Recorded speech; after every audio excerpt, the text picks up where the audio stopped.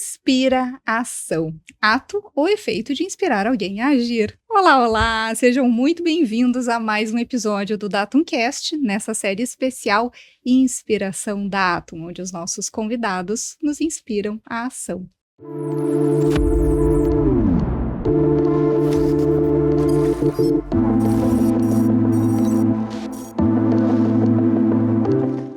Eu sou a Paula Consoni, atuo como Head de Marketing na Datum e como uma curiosa autodeclarada, eu tenho certeza que eu tô no lugar certo.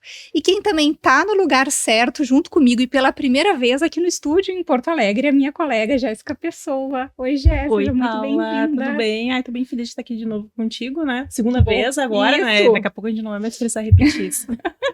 Tô bem ansiosa por hoje. Boa, obrigada pela presença. Eu não sei se vocês já sabem, mas toda quinta-feira nós temos episódio novo, tanto no nosso canal do Spotify quanto do YouTube. Nós já gravamos aí em torno de 40 episódios e eu já posso dizer que estou entendendo um pouco quais são as características que são mais esperadas, né, do pessoal da TI. E eu diria que inquietude é uma delas. Mas o nosso convidado hoje também é super atento, além de inquieto. Ele é atento ao mercado, à inovação, às pessoas ao seu redor, também às oportunidades que aparecem. Segundo ele, olha essa frase: o cavalo passa encilhado, mas nós temos que estar preparado para saltar. E depois dessa eu tenho certeza que vocês já sabem que se trata de um gaúcho. Ele mesmo se define como bom de ideias e um bom estragador de ideias. Curioso isso, né? Logo mais ele vai nos contar exatamente o que isso significa. Com quase 2 décadas dedicadas à mesma empresa, hoje ele atua como consultor e especialista em sistemas na Unimed Porto Alegre. Apesar dessa posição de liderança, ele conta que sempre foi uma pessoa que buscou escopos e não cargos. Quando a gente conhece um pouquinho da história dele, como vocês vão conhecer agora, isso vai fazer todo sentido. Rafael Speer, seja muito bem-vindo ao Inspiração. Obrigado pelo convite, a Datum. É um prazer aqui falar um pouquinho de carreira, principalmente de tecnologia. É uma carreira que é extremamente buscada hoje em dia, né, por muita gente, por conta, né, do mercado amplo, mercado aberto. Então é um prazer e uma honra estar aqui podendo falar um pouquinho da minha história. Pra gente que é. Prazer é nosso. E, Rafael, você nos comentou antes, né, no alinhamento, que você é um grande consumidor de tecnologia, antes mesmo de se formar em TI, enfim. Conta pra gente um pouquinho de como é que foi esse início de jornada, como você chegou na TI, como foi esse desafio no início ali. Perfeito. Eu sempre fui uma pessoa e uma criança das exatas, então eu tinha certeza de que eu ia seguir algum caminho próximo à matemática, né? Uhum. Então... a carreira matemática me chamou muita atenção. E aí, se tu buscar um pouquinho da história da informática, a informática nasceu da matemática, né? Os primeiros computadores foram inventados por matemáticos, né? Mas o primeiro estalo tecnológico que eu tive foi quando eu pude ter acesso pela primeira vez a um computador. E eu achei aquilo incrível. E eu queria saber como funcionava. Então, acho que o início mesmo foi uma busca pela descoberta de como funciona aquilo que eu achava tão fantástico. E aquilo, para mim, em determinado momento, não era uma carreira, aquilo era só um hobby. E quando chegou o momento aí de escolher vamos dizer assim, a profissão, ou então seguir a carreira, é o que eu optei realmente, né, fazer essa busca pela tecnologia, e aí busquei uma faculdade, né, eu sou formado em Sistemas de Informação, na Facate, né, em Taquara. E aí eu, em visita à Facate, né, em busca das exatas, apareceu lá Sistemas de Informação, que eu nem sabia o que significava, né, de uma forma bem minuciosa, assim, do que se tratava o curso. Então eu acho que esse foi o grande estalo, assim, quando eu consegui ver a tecnologia, ter acesso à primeira tecnologia, né. Hoje em dia é tão simples, né, uma criança já consegue, né, mas na minha época de criança, a tecnologia ela é um pouco distante ainda, né. Então, esse primeiro contato me cativou bastante. E foi com quantos anos, assim, que você teve o primeiro computador ali, o primeiro contato? O primeiro computador, eu acho que eu tinha 14, ali com legal. 13, 14 anos ali, que eu tive o primeiro contato, um pouquinho antes disso eu já tinha o contato com o computador, mas que eu pude ter em casa, onde aconteceu realmente esse estalo, que me influenciou de vez, aí foi com 13, 14 anos. É bem jovem ainda. Sim, bem na fase curiosa ali, que dá para explorar bastante, né? Exatamente. E tu tá na Unimed desde 2006, né? Isso. E começou numa Unimed, acho que em Taquara, né? No Exato. interior. Como que é esses 20 anos atrás na Unimed? O que mudou pra agora? Conta um pouquinho, assim, da sua trajetória. Eu brinco que eu entrei na era do fax ainda, né? Então, diferente de outros ramos de mercado, o ramo da saúde, ele tem um certo atraso tecnológico, né, vamos assim dizer, né, então, obviamente, falando da operação, né, da administração. Tecnologia de saúde mesmo é super avançado, mas falando de operação das empresas de saúde, hospitais, operadores de saúde, que é o caso da Unimed, tem um certo atraso tecnológico se comparar com o mercado bancário, por exemplo. Talvez por conta de competitividade, né, e o quanto o mercado teve que se adaptar. De margem do negócio também, né, que acaba tendo Ajuda muito. mais investimento em tecnologia. Exatamente. naturalmente, Então, os processos, eles eram muito manuais mesmo. Então, qualquer sisteminha, qualquer coisa que tu colocava, tu tinha um ganho operacional muito grande.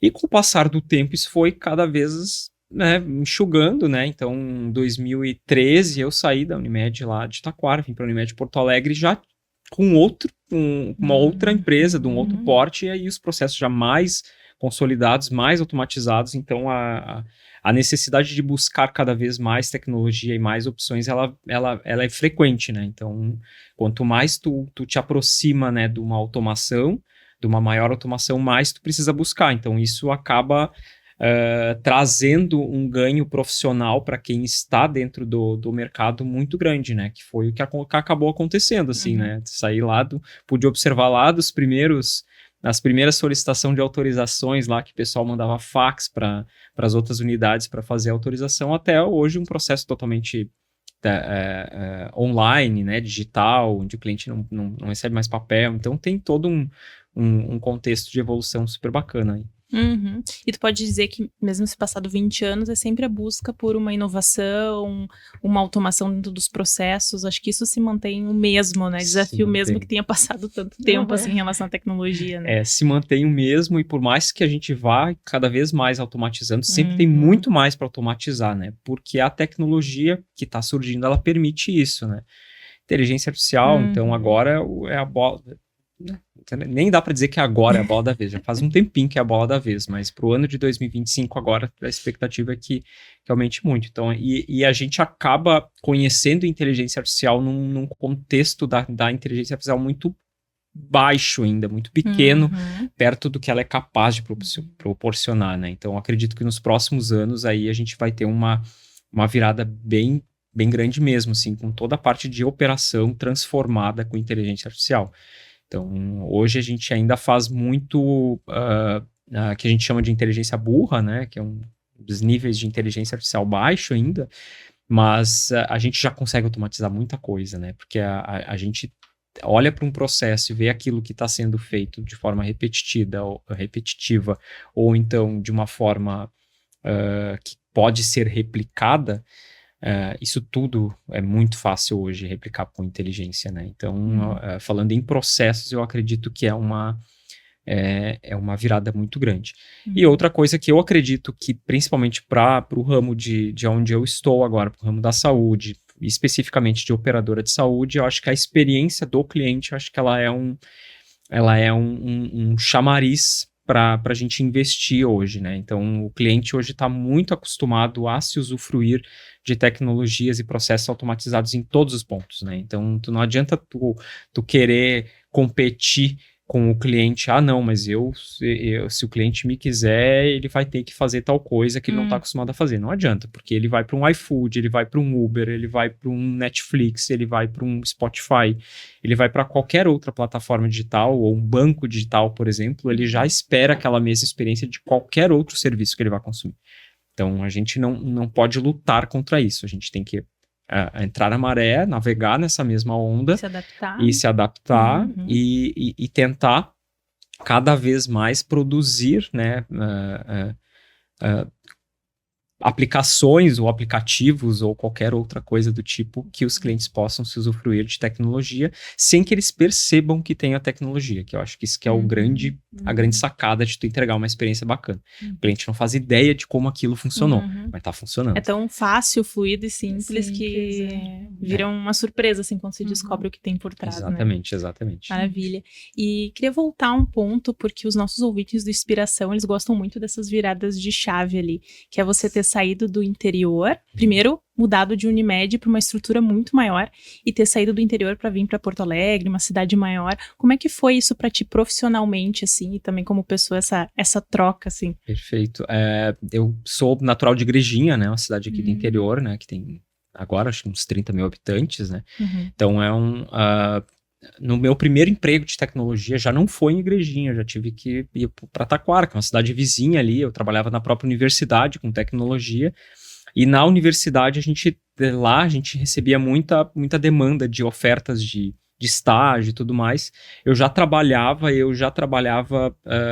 desde os meus 14 anos eu trabalho, né, eu trabalhava em indústria lá e eu já tinha um certo desenvolvimento profissional relativamente médio, assim, então sair do meu desenvolvimento profissional médio para um estágio foi complicado, porque eu devo ter sido, na época, sei lá, 1/3 do salário do dinheiro que eu ganhava, eu passei a ganhar, né, mas agora já estou na minha área. E aí eu comecei com estágio, né,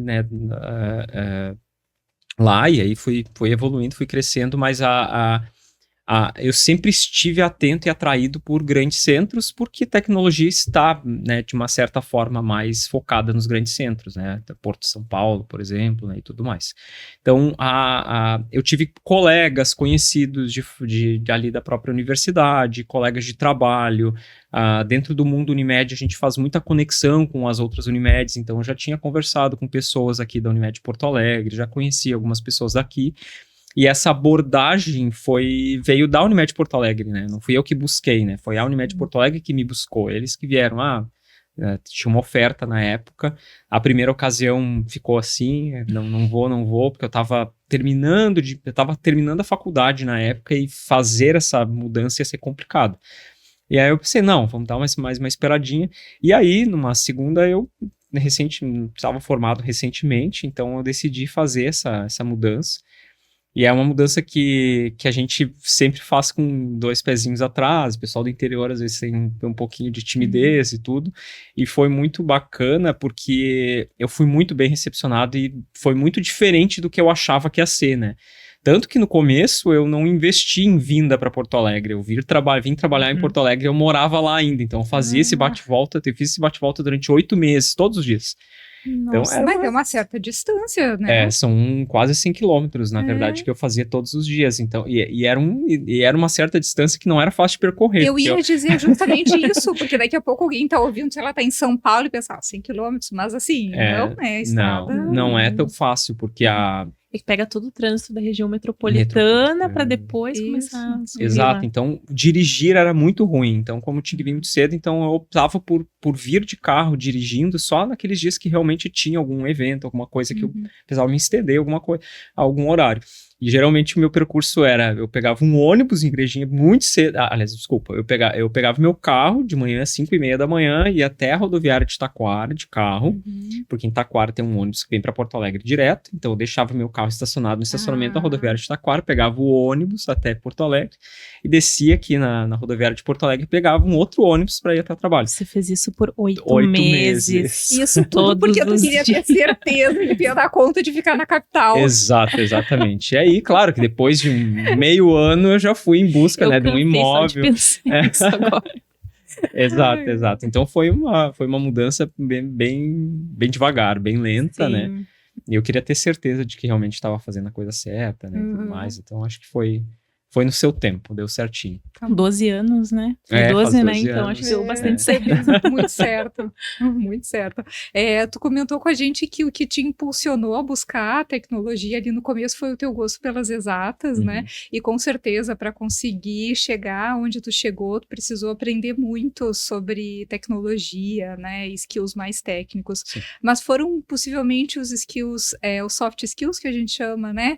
Esses relacionais, né? Que fizeram com que você talvez impulsionasse ainda mais a tua carreira. É verdade?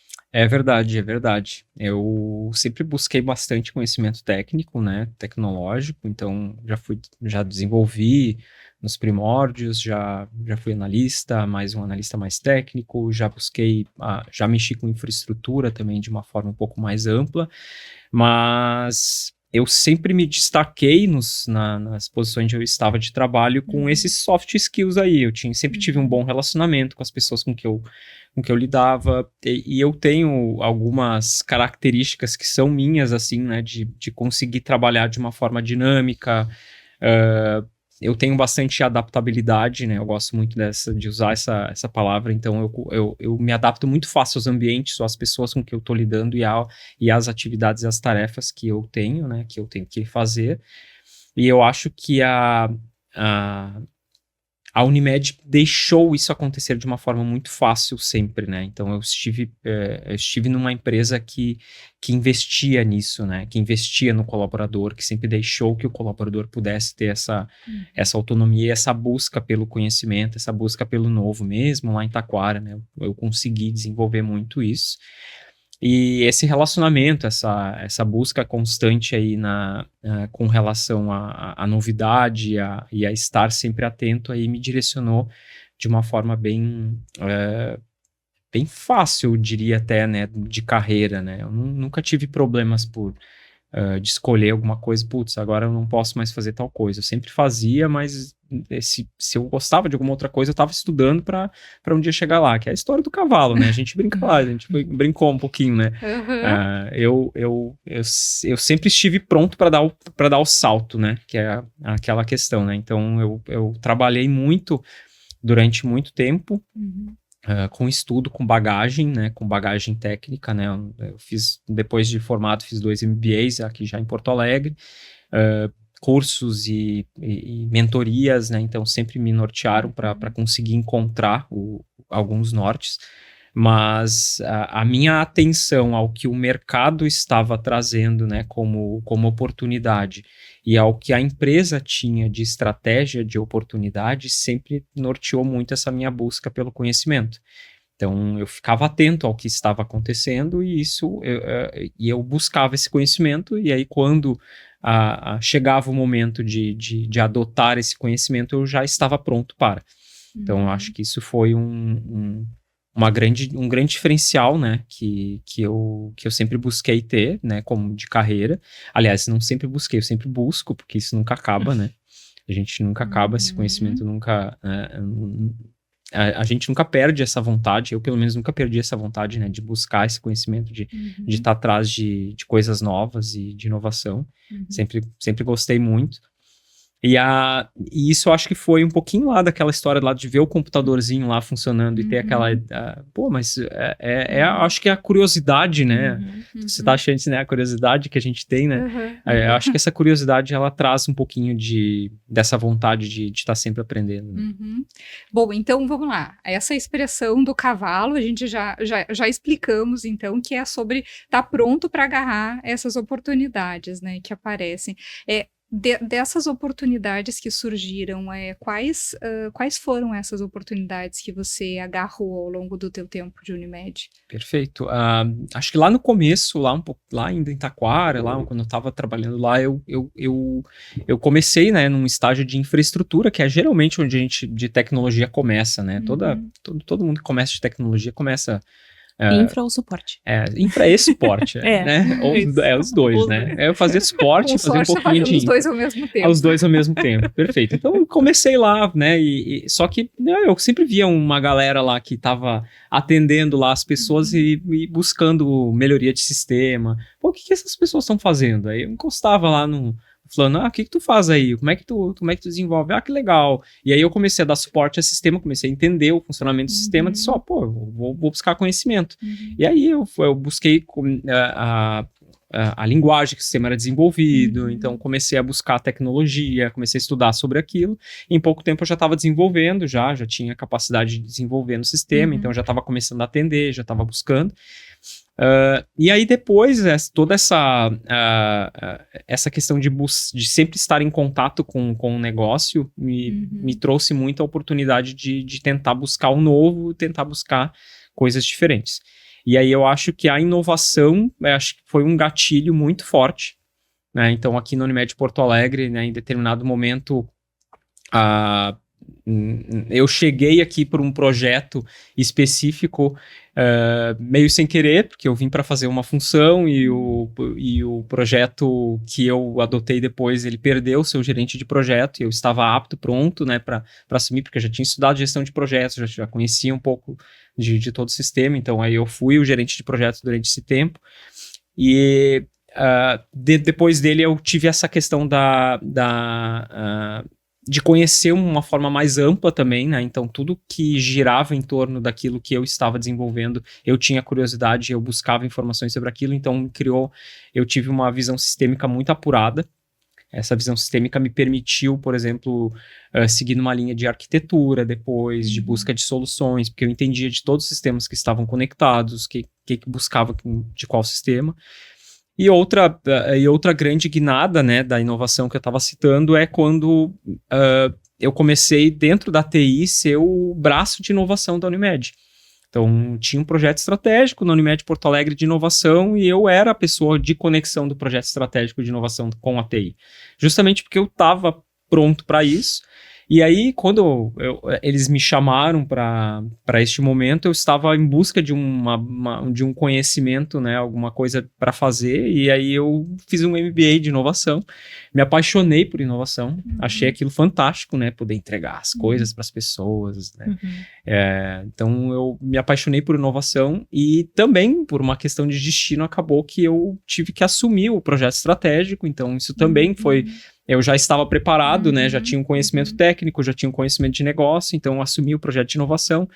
Então, isso tudo, a questão das oportunidades, elas vão acontecendo e se tu ficar ligado nas oportunidades que estão vindo com aquilo que tu já tem de conhecimento, aquilo que tu pode adquirir, se tu conseguir casar as duas coisas, é onde tu acaba criando a conexão, eu acho que é o que mais dá certo. Esse foi o projeto que você contou pra gente que foi o primeiro time ágil da Unimed? Foi esse? Perfeito. Então, lá no projeto de inovação, a gente trabalhou durante 2 anos, assim, fazendo mapeamento de experiência e buscando oportunidades de como entregar mais e melhor para os nossos clientes. E aí a gente criou, no segundo ano a gente criou alguns subprojetos e a gente criou um subprojeto para executar, né, na época os nossos canais digitais, aplicativo e site, eles precisavam ser renovados e eu estava, né, por conta ali do mundo de inovação, né, estudando bastante a questão de agilidade, já tinha feito certificações ágeis, então, e lá na Unimed a gente trabalhava em projetos cascata ainda, né, a gente não tinha, na época, na ocasião, ainda nenhum time que usava Scrum ou qualquer metodologia ágil. E aí foi que a gente levou esse desafio, né, para a empresa, né, nós como tecnologia, dizendo, vamos tentar fazer de uma forma diferente, vamos tentar. E aí junto com a nossa consultoria lá, a gente montou um time, e aí eu fui a pessoa que, vamos dizer assim, ajudou a conduzir esse time à execução do primeiro projeto, né, ágil, né, da transformação ágil. E aí depois disso foram várias guinadas, né, várias mudanças e a gente está hoje ainda, né, fazendo novamente tombamentos ágeis, né, de novos métodos, novas formas de trabalhar, porque isso é vivo, né, isso permanece. Mas foi esse projeto de inovação que acabou E já de pronto, como você disse, né, muita coisa vai se transformando, mas as principais lições que você aprendeu nesse primeiro momento? Eu acho que a principal lição é de que a gente não pode deixar nenhum tipo de métodos sobressair ao resultado, né? Então, durante algum tempo a gente se abraçou muito ao método e aí eu acho apaixonados pelo modelo. Pelo modelo de inovação, não tem que ser assim. E aí a gente acabou ferindo um pouco da relação, da entrega final. Eu acho que essa foi o maior aprendizado lá daquele primeiro time ágil do que é o Rafael hoje, né? O Rafael lá era super abraçado ao método, mesmo sabendo que não podia fazer isso, a gente acaba, né, fazendo isso, né, até porque era novidade. E hoje eu já entendo que isso já não deve ser feito de uma forma tão abrupta, né? Entendi. E persistência, né? Vai dar errado, deu errado, vai dar errado de novo, vai dar errado de novo, uma hora vai dar certo, aí vai dar errado de novo, a gente tá sempre errando. E a gente tem que aprender a errar, e a errar rápido, né, como a gente sempre diz, e mais do que isso, saber como a gente corrige depois e entrega melhor do que estava quando a gente errou. Então, acho que esse medo de cometer falhas, de cometer erro, ele precisa ser banido, assim, para a gente conseguir fazer essa virada da mentalidade. Perfeito. E Rafa, você é o atual líder da tribo de produtos digitais, né? São 8 squads, acho que junto contigo, embaixo de ti, legal. E como é que tá sendo esse desafio agora? O que vocês têm falado, dado todo esse contexto que tu trouxe aí de inovação, né? O que tem pego agora? Beleza. Então, né, nessa busca incessante ali de melhorar os processos da TI, a TI tá num projeto já 2023 talvez tenha começado, né, de um mapeamento, de um olhar para o que é ter entrega, né, e de como os times de tecnologia eles trabalham, né, eles executam, e aí foi feita vamos dizer assim, uma reformulação de todo o time de tecnologia, e se criou uma gerência de produtos digitais, que até então a gente tinha, né, um time trabalhando, né, como canais digitais, né, uma gerência específica de produtos digitais, onde tem, então, uma separação de uma liderança de produtos digitais de entrega para cliente e uma liderança de produtos digitais para entrega para cooperados. E aí eu fui convidado para liderar, então, essa tribo, né, de produtos digitais para cooperado. Então, ali a gente tem produtos digitais desde os sistemas, os produtos que os médicos e as secretárias usam no consultório, até o aplicativo e site de relacionamento do médico cooperado. Então, são 8 squads, são 8 times, né? E a gente está aí nesse momento fazendo toda essa migração e tombamento desse novo método, nova forma de trabalho, com planejamento, e fazendo uma virada de mentalidade, né? Saindo de uma mentalidade de entrega de sistema ou entrega de aplicação para uma entrega de produto mesmo digital, né?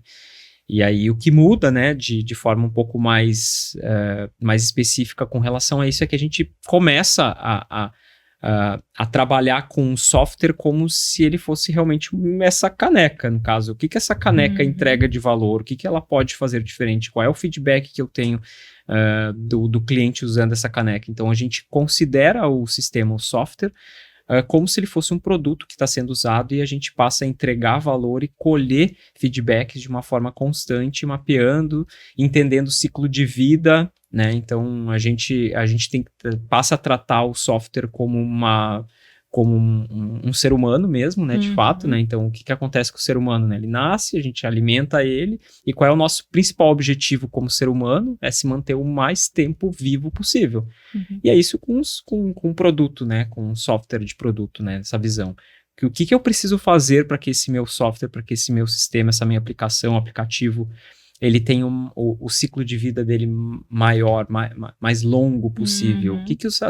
Por que as pessoas pararam de usar o Orkut, por exemplo, e estão usando o Instagram, né? Porque o ciclo de vida do Orkut morreu. Em algum momento, a empresa ali falhou, né? O Google falhou e não conseguiu entregar mais o que as pessoas esperavam. A gente não quer que isso aconteça com os nossos produtos, a gente não quer que aconteça isso com o nosso aplicativo, com o nosso site, com os nossos sistemas que os cooperados e clientes usam. Então, os times trabalham em prol desse objetivo, de evoluir o produto a ponto de que as pessoas queiram continuar usando ele. Então, acho que esse é a grande diferença. E para um time tão grande como o que tu tem, como é que foi essa virada para o time também mudar essa visão, né? Tu como líder, assim, como foi essa condução para que o time olhasse como... Agora é uma caneca, o produto é um ser humano, enfim, como foi isso? Então, isso ainda está, né? Ainda não foi, ainda está. Aproveita, olha pra câmera e manda um abraço pra toda a equipe. Um abraço pro time aí, mas ainda está. Tô contando com vocês, já faz um pedido. É isso aí, eu conto com todos para abraçar essa mudança. Eu acho que o time abraçou, né? As pessoas que trabalham em tecnologia, elas estão acostumadas com mudança, né? Então, a gente precisa mudar o tempo todo. Isso não é uma novidade, né? A gente não está falando aqui que a Unimed está inventando um modelo de trabalho, uma coisa super inovadora. A gente está adotando vários métodos, vários modelos de trabalho que a gente já enxerga como que já deram certo em outros lugares e algumas coisas adaptadas à necessidade mesmo da empresa. Mas é uma mudança de mentalidade que ela não é tão simples de fazer. Então, o que a gente tem feito é investindo bastante naquelas pessoas que a gente entende como liderança de time, né? Essas pessoas, líderes de time ali, o Product Owner, o UX, a figura da liderança técnica.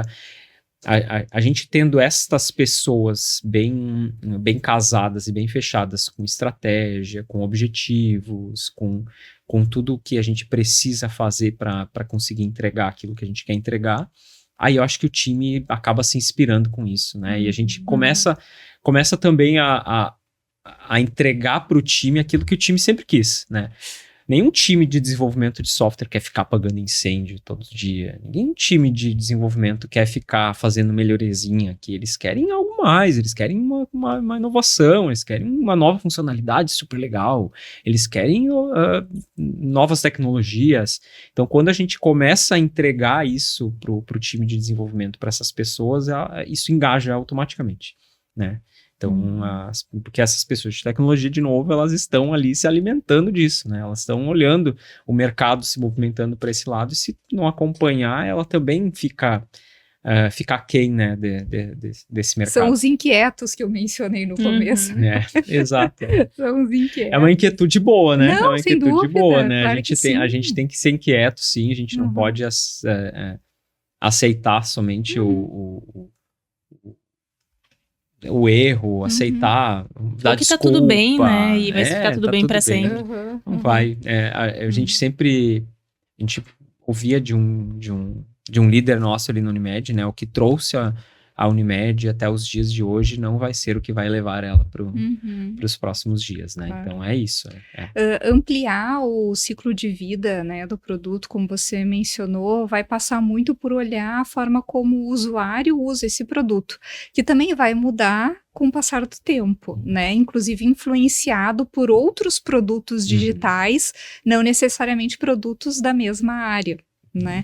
Como que você pensa e consegue fazer a gestão desse olhar mesmo, de ter a visão do cliente? O que a gente precisa fazer, e a gente, né, faz muito pouco ainda, né? Eu acho que esse é um grande salto que a Unimed Porto Alegre vai dar nos próximos trimestres, vamos dizer assim, é que a gente precisa começar a acompanhar realmente de fato o que está sendo feito e o que está sendo entregue e usado pelas pessoas, né? Então, a gente costumava desenvolver software de um jeito em que eu automatizava processo. Então, eu pegava um processo que era executado dentro da empresa. Isso eu não estou falando de Unimed, estou falando, eu acho que do mundo, né? Fazer isso mesmo. A gente pegava o processo e a gente automatizava o processo e entregava para o cliente. Agora tu faz. Só que a gente não tinha aquele cuidado de que o cliente, por não ser colaborador ou por não entender do processo, não sabia usar exatamente como eu usava. Então, se eu pegar um processo exatamente como ele é executado na empresa e automatizar ele e entregar para o cliente, agora tu faz, ele não vai saber fazer. Porque a pessoa que está ali está 1 ano, 2 anos, 3 anos, 4 anos fazendo aquilo ali, ela conhece o processo, ela tem pessoas que podem dar suporte, o cliente não tem isso. Então, a gente precisa entender a jornada, o que o cliente espera de uso. Então a gente tem que mapear isso, a gente tem que validar essa jornada, né? Tem que criar essa validação, começar a validar isso com o cliente, e depois dessa entrega, a gente precisa monitorar e acompanhar esse uso e colher feedback. Acho que a coleta de feedbacks ela é super importante e relevante, é ali que a gente começa a fazer a grande disrupção mesmo, de conseguir entregar aquilo que as pessoas estão pedindo e não aquilo que eu acho que precisa ser feito, né? Rafa, você trouxe já ao longo da conversa, né, de estar sempre preparado para um próximo passo, né, e quando a oportunidade surgir, você agarrar. Você acha que isso fez com que teus olhos ainda continuem brilhando após 20 anos que eu tô percebendo aqui sobre oportunidades, os desafios que tu tem dentro da mesma empresa, da própria Unimed, né? Porque é um grande tempo e a gente precisa se reinventar, buscar oportunidades para se motivar. Tu acha que esse teu jeito de estar preparado para o próximo passo influencia nisso ou tem mais alguma outra coisa, assim? Eu acho que esse jeito de estar preparado para o próximo passo, sim. A inquietude, eu acredito que talvez seja uma coisa que não me deixa ficar parado, né, nessa busca constante de conhecimento. E a curiosidade, né? Eu acho que a palavra gostei muito, né, dessa palavra curiosidade. Porque, porque eu não sou daquelas pessoas que leem uma determinada notícia, alguma coisa de principalmente tecnologia, e putz, tá, beleza, existe tal coisa. Eu preciso entender o que é aquilo, né? Então eu acho que essa pesquisa constante pela curiosidade, eu acho que faz com que eu não consiga parar de olhar para o novo. Mas falando especificamente de carreira, existem momentos em que a gente precisa focar em determinado. Não vou conseguir me tornar especialista em tudo, não vou conseguir me tornar um profissional bom em tudo. Então, tem certos momentos em que a gente precisa dar uma sossegada e conseguir olhar para si mesmo e olhar para aquilo que o mercado está pedindo e ver o que eu gosto, o que eu quero, versus aquilo que está sendo proposto para o desenvolvimento. Eu fiz isso ano passado. Ano passado eu estava nesse momento. Eu estava num momento em que, peraí, será que eu consigo ainda me desenvolver profissionalmente nesse caminho? Então eu estava inquieto. Eu estava num momento bem de inquietude mesmo, né, profissional. Vinha conversando com as minhas lideranças com relação a isso, e aí eu consegui, né, entender qual era a necessidade, qual era o objetivo, e hoje, com este desafio aí, trazem novas oportunidades de conhecimento, né? Então, eu tenho que me desenvolver agora nisso que eu tô trabalhando, nisso que eu tô desenvolvendo, liderar pessoas não é fácil, liderar pessoas multidisciplinares é mais difícil ainda, né? Profissionais de tecnologia são inquietos, a gente precisa, eu acho que hoje, né, de tudo que eu tenho ainda de grande estudo, de grandes oportunidades, é olhar um pouquinho para essa coisa da gestão, né, de como é que a gente transforma as pessoas, como é que eu engajo essas pessoas, como é que eu peço para essas pessoas para elas trabalharem num contexto mais eficiente, ou então que elas não fiquem desanimadas com os erros que elas cometem. Então acho que eu acho que hoje é isso que ainda me movimenta bastante, sim.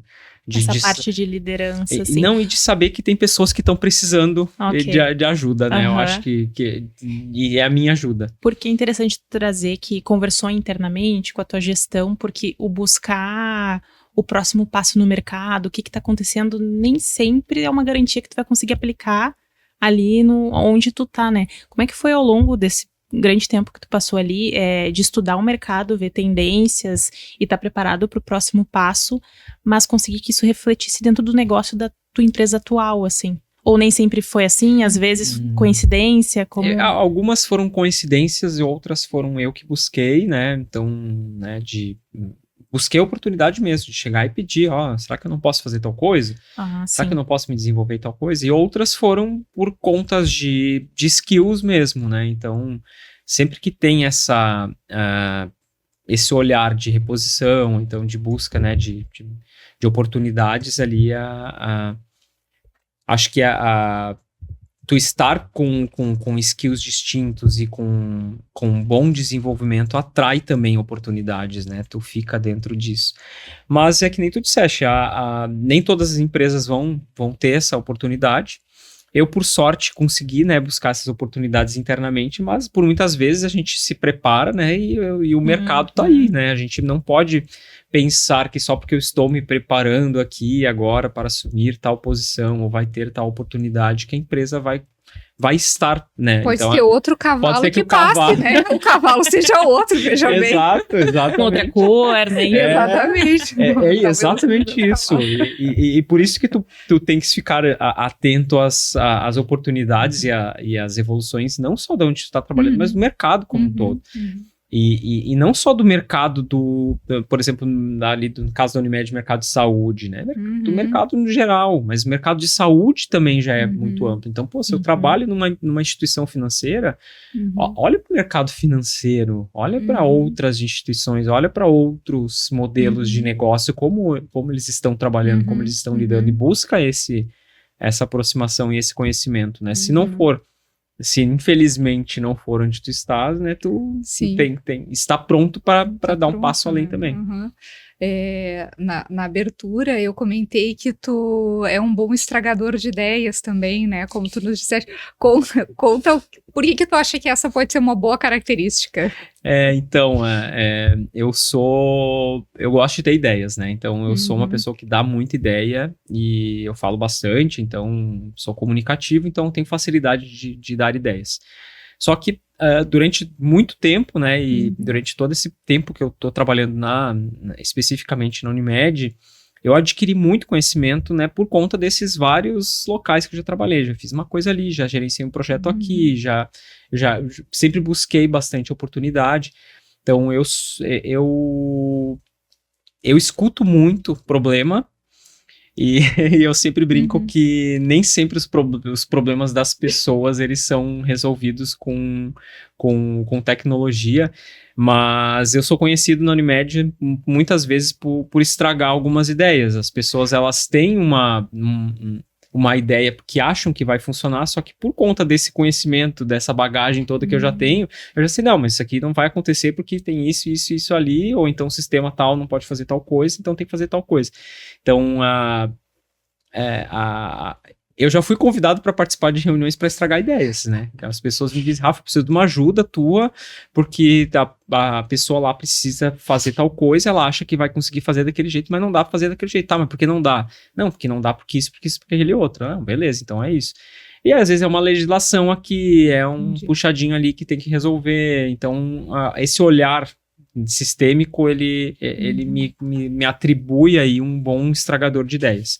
Então, eu acho que o estragador de ideias em si não é bacana, mas o que me deixa um estragador de ideias foi bacana e é bacana para a empresa, porque é um conhecimento que eu tenho, que eu consigo usar de várias formas, inclusive daquela que não é tão boa. Não, mas otimiza os recursos da companhia, né? O tempo das pessoas, né? Que também, né, nesse contexto são a experiência recursos. do cliente, que às vezes sua ideia pode ir para frente, não ser exatamente, né? Eu acho que é positivo para todo mundo. Talvez não para o dono da ideia, mas também para o amadurecimento dessa pessoa, né? Exato. Que precisa também, talvez, se apaixonar menos pela ideia, menos pelo método como você já aprendeu, né? Ao longo da tua carreira, e mais pelo problema, né?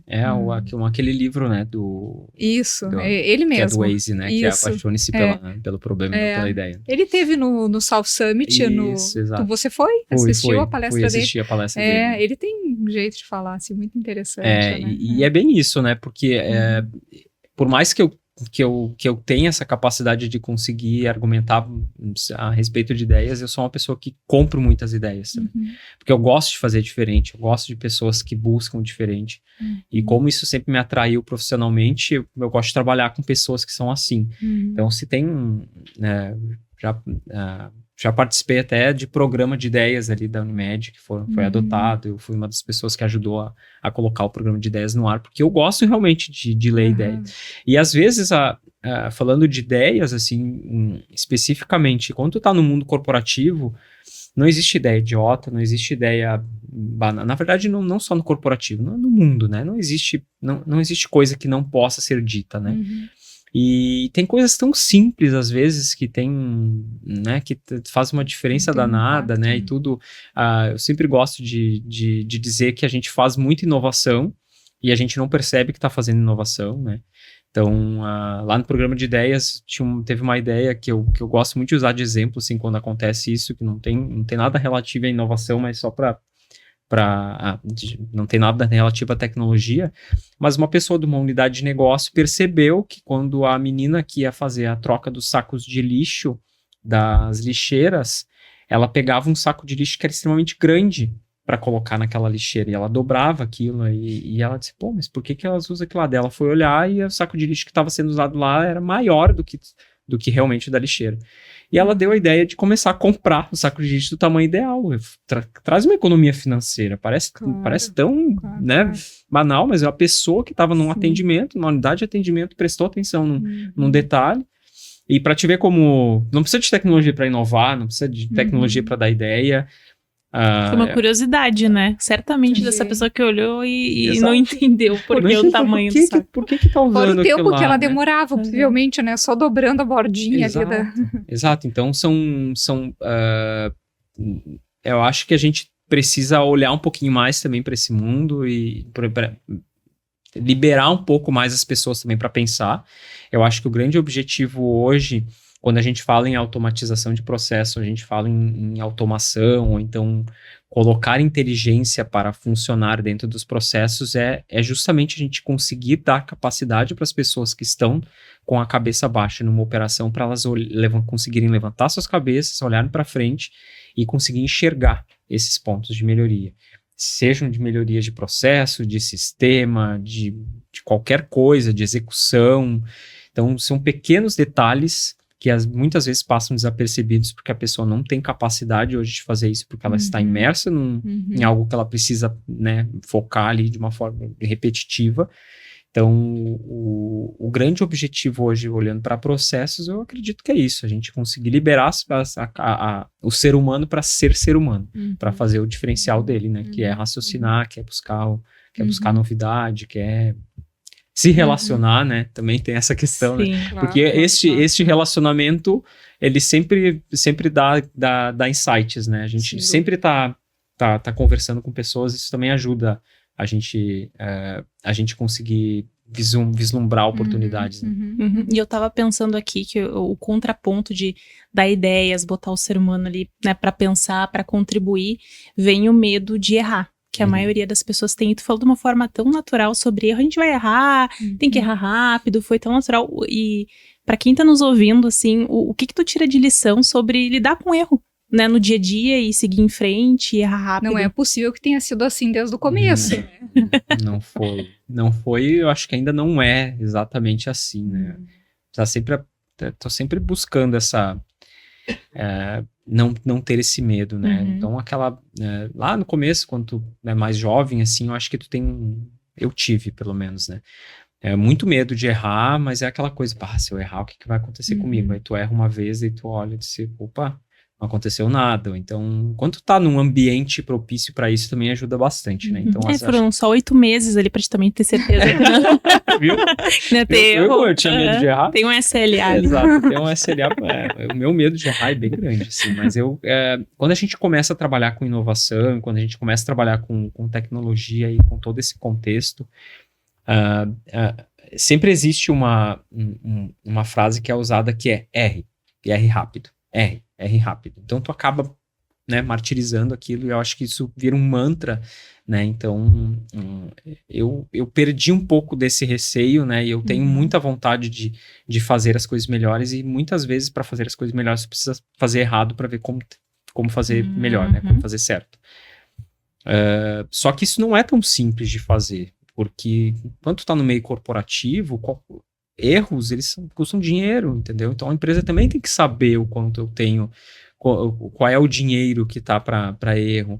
Aí tu fala numa empresa numa empresa grande, ou então numa estrutura como o da Unimed, por exemplo, que a gente está falando com o público de médicos, e que o médico aprende na faculdade que um erro dele pode ser fatal, então ele também tem essa dificuldade de conseguir enxergar o erro, de conseguir olhar para a possibilidade de errar e isso não ser tão ruim, né?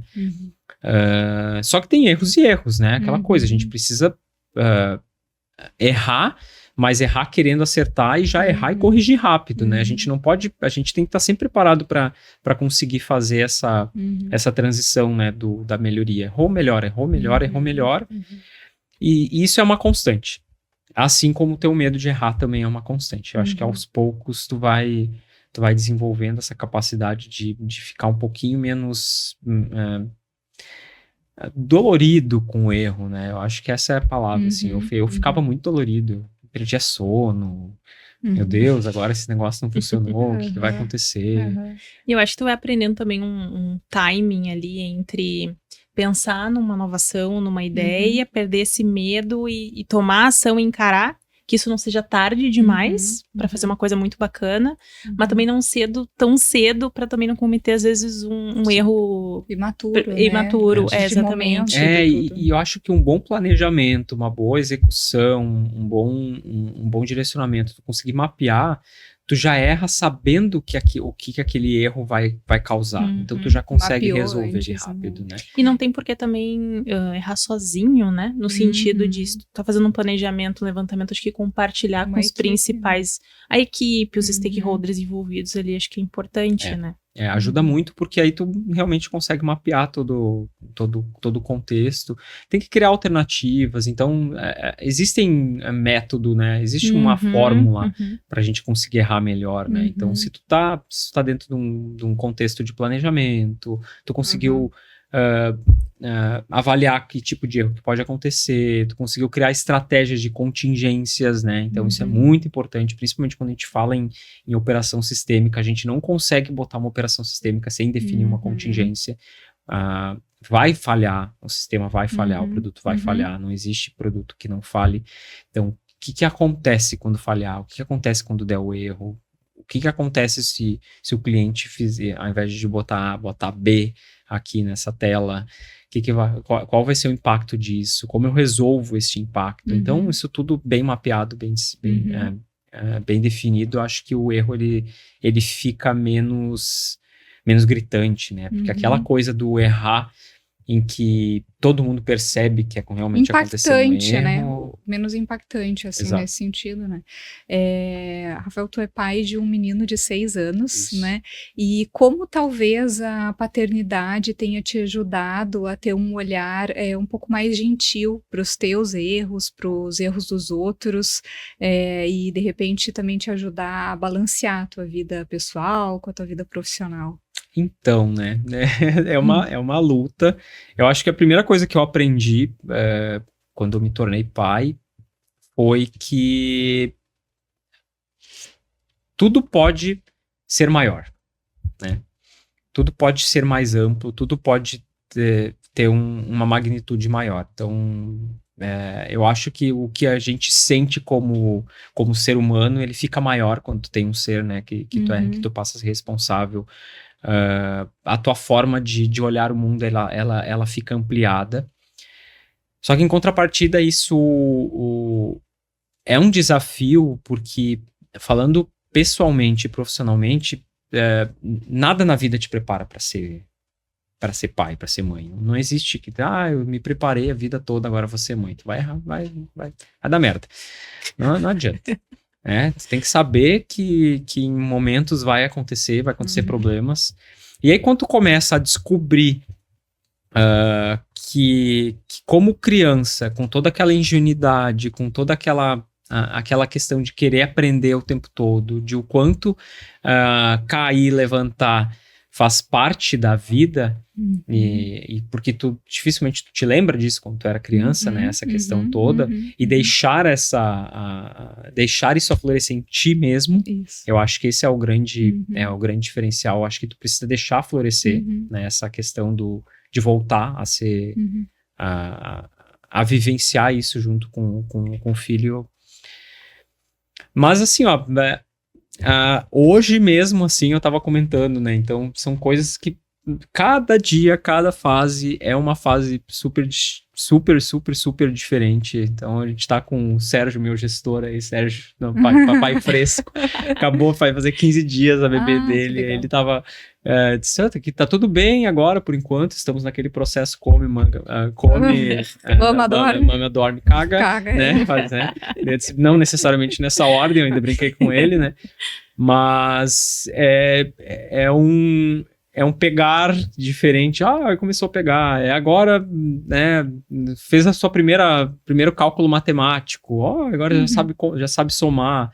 Então, eu acho que tu olhar para a criança, e agora com tecnologia, então, é um negócio absurdo, né? Porque parece que as crianças, elas nasceram com o celular e com o tablet conectado, plugado em algum lugar no neurônio, porque não precisa explicar nada, né, para as crianças.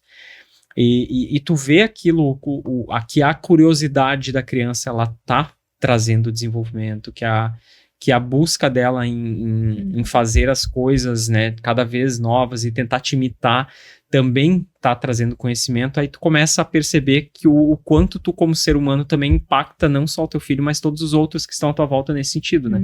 O quanto as minhas ações, elas estão sendo refletidas, estão impactando a vida das outras pessoas. Então, eu acho que isso também é um ponto importante a ser considerado. Eu não sei, eu acho que a gente passa a ser outra pessoa realmente quando tu te torna pai, quando tu se torna mãe, né? Mas é um desafio grande, é uma busca incessante, é um outro mundo, um outro universo que passa a ser considerado, né? Muito bem. Estou muito satisfeita com toda essa conversa, né? Só agradecer, já que ficou alguma coisa. Não, eu acho que não. Foi ótimo, assim. Passou rápido, né? Passou, sim. Não, mas a gente tem o nosso bate-bola ainda. Não. Então, bora lá. São algumas perguntas. A ideia aqui é que você responda o que vier primeiro, né, pra ti. Qual que é a tua maior conquista? Eu acho que a minha maior conquista é ver meu filho do jeito que ele está hoje, né? Com tudo aquilo que eu consegui entregar para ele até hoje e ver com um ser humaninho que ele tá se formando ali, tá construindo e tá nascendo. Eu acho que isso, para mim, é a maior conquista. E o teu lema? O meu lema é conhecimento. Acho que é buscar conhecimento. Conhecer e buscar conhecimento. Me conta uma coisa que tu detesta. Tem várias coisas, mas eu acho que uma coisa que eu não gosto é atraso. É que o atraso me deixa numa situação de ficar esperando e eu não odeio ficar esperando. Então talvez eu... Odeio mais ficar esperando. Eu acho que ficar esperando, assim, é perda de tempo, né? Então, ficar esperando. Boa. E por último, quem te inspira a ação? Nossa, que inspiração. Olha, tem tanta gente que já me inspirou a ação e que continua me inspirando a ação. Acho que eu não consigo citar uma pessoa específica, não. Porque eu, por vezes, busco na minha família, né, pessoas que eu admiro. Tem muitos amigos conhecidos que me inspiram, que estão sempre me inspirando. Profissionalmente, vários colegas de trabalho, gestores que já passaram e que ainda estão comigo. Então, eu não digo que eu acho que a inspiração ela tá no conjunto de todo mundo mesmo. Né, diga comigo com quem andas e te direi quem és, né? A coisa, se tu quer ser diferente, vá para um grupo de pessoas diferentes. Então, eu acho que é isso, né? Eu acho que eu estou bem rodeado hoje. Acredito que a gente sempre está no melhor momento da vida. Essa também é uma coisa que eu sempre digo. Então, eu estou no meu melhor momento da vida e estou bem rodeado de pessoas que me inspiram. Acho que é uma gama de pessoas. Não consigo dizer um nome só, não. Que ótimo. Nós todos aqui, certamente, os nossos ouvintes também, muito inspirados por ti. É um profissional que nos trouxe aqui, que foi do fax ao digital, né, numa mesma empresa, se mantendo inquieto, olhando para todas as oportunidades, né, aprendendo sempre, que se revelou aqui que já foi um apaixonado pelo método, mas que voltou a se reapaixonar pelo problema e principalmente pelo problema do usuário, né? Você falou muito pra gente aqui sobre isso, sobre a capacidade de adaptabilidade, sem dúvida nenhuma, tenho certeza que todo mundo aprendeu muito hoje com a gente se despede olhando para lá e agradecendo todos os nossos ouvintes que estiveram hoje conosco, a presença da minha colega, Jéssica, e do Rafa. Se quiser falar mais alguma coisa? Não, acho que agradecer mesmo, obrigado a Datum, obrigado pelo momento.